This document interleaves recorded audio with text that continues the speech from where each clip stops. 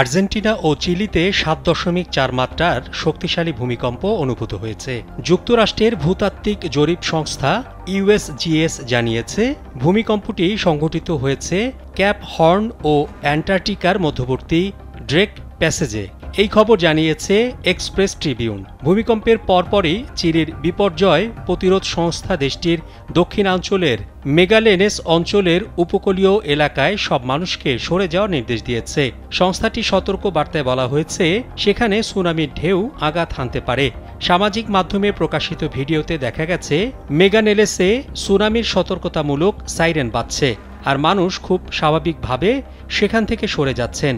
চিলির hydrographic and ওশনগ্রাফিক service Bangladesh সময় রাত 8:30টার দিকে জানিয়েছে, আগামী কয়েক ঘন্টার মধ্যে চিলির সর্বদক্ষিণের বিভিন্ন শহর এবং অ্যান্টার্কটিকার বেসে সুনামির ঢেউ আছড়ে পড়তে পারে। সুনামি সতর্কতা সংশ্লিষ্ট সংস্থা এনওএএ জানিয়েছে, অ্যান্টার্কটিকায় 0.3 মিটার উচ্চতার আর চিলির মূল ভূখণ্ডে 1 থেকে 3 মিটার উচ্চতার ঢেউ আছড়ে পড়তে পারে।